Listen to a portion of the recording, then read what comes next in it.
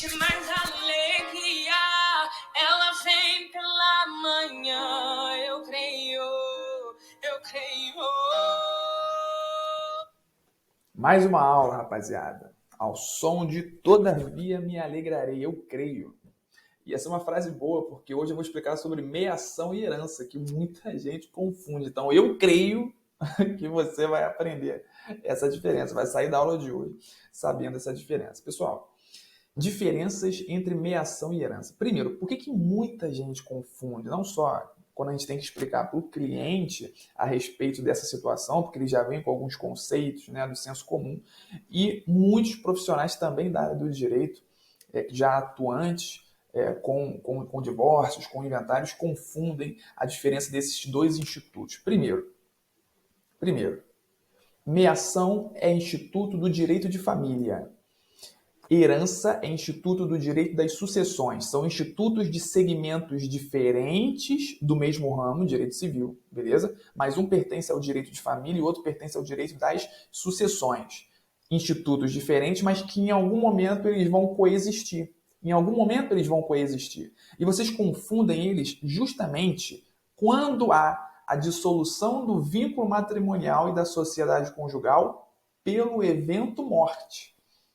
Porque quando existe a dissolução do vínculo matrimonial e da sociedade conjugal, lá no 1541, pelo fator divórcio, pelo evento divórcio, a gente não confunde, porque a gente aplica tão somente a meiação. A gente calcula o patrimônio comum e divide metade para cada um. Não tem muita diferença aqui em relação, não tem muito que se discutir. O problema é quando a dissolução do vínculo matrimonial ocorre com a morte. Porque além do instituto da meiação, a gente aplica também o instituto da herança, as regras do direito sucessório. E aí você precisa entender uma coisa.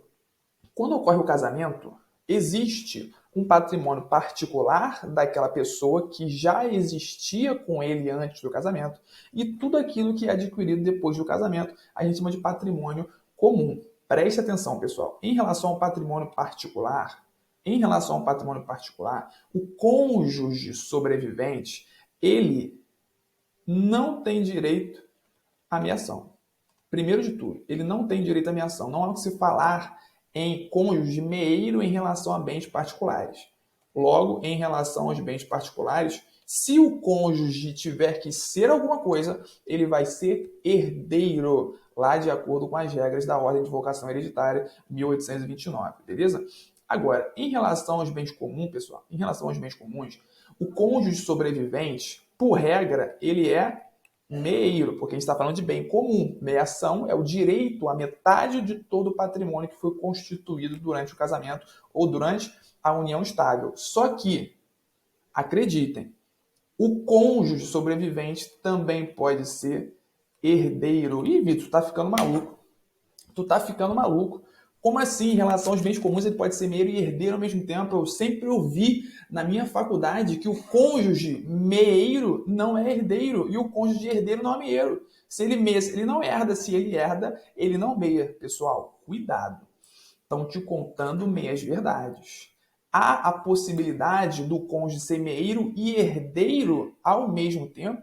Com certeza. Essa ideia de que cônjuge que meia não herda e cônjuge que herda não meia é uma meia-verdade, porque ela está embasada, olha aqui pessoal, ela está embasada lá no artigo 1829, inciso 1, que é a concorrência do cônjuge e do companheiro com os descendentes.